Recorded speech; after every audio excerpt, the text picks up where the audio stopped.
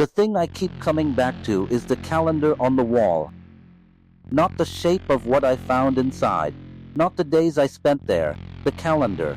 It was from 3 years before I arrived, still hanging on the same nail, still open to October, and every date in that month had been crossed out in pencil up to the 16th.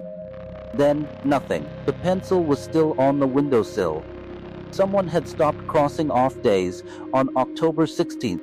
I was not looking for a cabin. I was looking for a way around a washed-out road, the kind of impassable that happens slowly when nobody maintains a culvert for long enough. I had been driving survey routes for the county water district for 6 years, not dramatic work. I drove unmarked gravel roads in a white truck, checked creek gauges, flagged erosion sites, took photographs of things most people never look at. I knew the back roads in that part of the county by the absence of thought required to navigate them. The turn onto the old spur road was not on my map. I took it because the main track had washed out completely. 40 feet of roadbed gone into the creek below. I had seen the spur on an older district map once, labeled only as decommissioned access. I had never driven it. The road was barely drivable. Alder had seeded in along the center strip, and branches scraped the underside of the truck with a sound like something patient. Twice I stopped to move debris by hand. Both times I stood in the quiet of second-growth timber and heard nothing troubling. Just rain finding its way through the canopy in irregular drops, the smell of wet bark, and below the ridge, the creek running higher than it should have for that time of year. The cabin appeared without warning.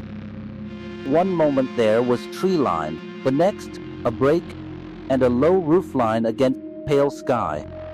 I pulled the truck to the edge of the clearing and sat with the engine running, not from caution exactly, more from the habit of a person who has spent years approaching abandoned structures and learned that the first 60 seconds of looking tell you more than the next 20 minutes of walking through.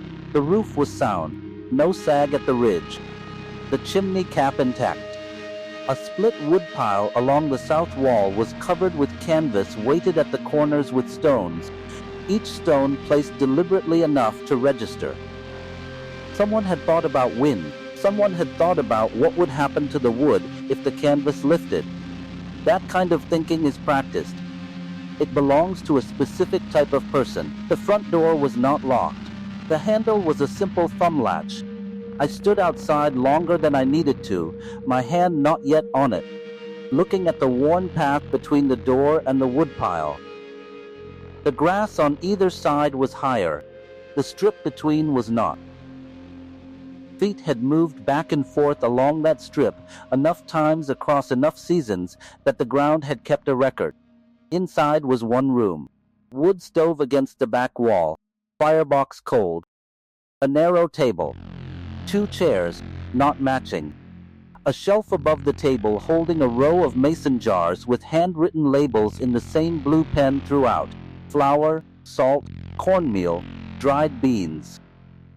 A date on each lid, 3 years old, a coil of rope on a nail by the door, a folded wool blanket on the chair nearest the stove, an oil lamp with its wick trimmed to a careful height. I should have done a walk through and left. That is the professional behavior. I know that. I have known it clearly every time I have tried to explain this to myself since. Instead, I looked at the calendar on the wall. October, 3 years prior. Days crossed off in pencil, one by one, up to the 16th. The pencil on the sill beside it, the absence of a cross on the 17th. That was the last normal thing I noticed for a while. The journal was in the table drawer. Cloth cover, worn at the corners, a first name only on the inside page, written in the same blue pen as the jar labels. I cannot fully explain what reading it was like. It was not the content, not at first. It was the voice of it, the specific flatness of someone recording each day without interpretation.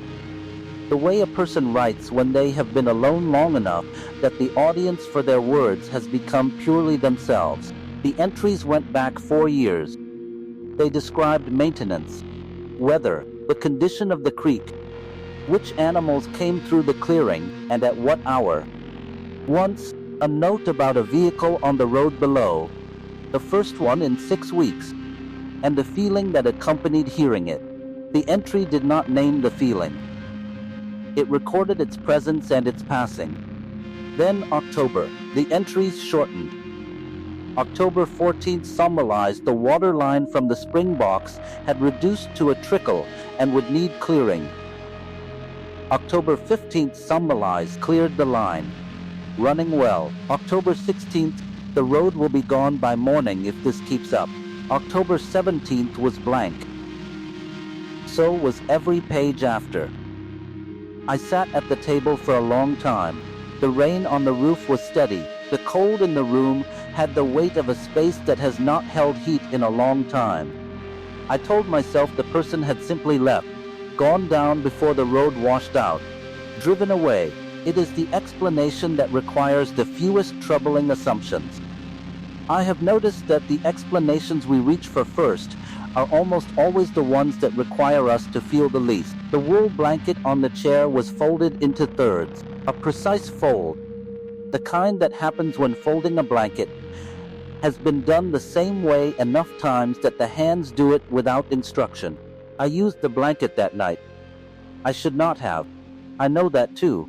By morning the rain had cleared. I could see the logging road from the ridge, water sheeting off the cut bank.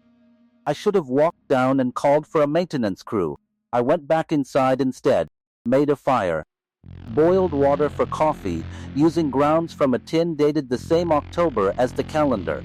Sat at the table and read the journal from the beginning. I found the last entry again. The road will be gone by morning if this keeps up. What I cannot resolve is the firewood. The wood under that canvas had been split and stacked and covered with care. Enough for 2 months, maybe 3. A person preparing to leave does not do that. A person preparing to leave banks the stove and brings in enough wood for 1 more night. A person who stacks wood for 3 months and weights the corners of the canvas down with stones is preparing to stay. I left on the 3rd day. I covered the fire carefully. I folded the blanket back into its 3 precise sections and put it on the chair nearest the stove. I wrote my name and the dates in the back of the journal because it seemed wrong not to leave some record. The calendar is still there. I did not take it down. I did not cross off the days I had been inside. I have thought about going back. The road is passable again. Has been for 2 winters now. I know the turn, the sound the branches make along the underside of the truck, the way the clearing appears without warning. I have not gone back. I do not know what I am waiting to understand before I do.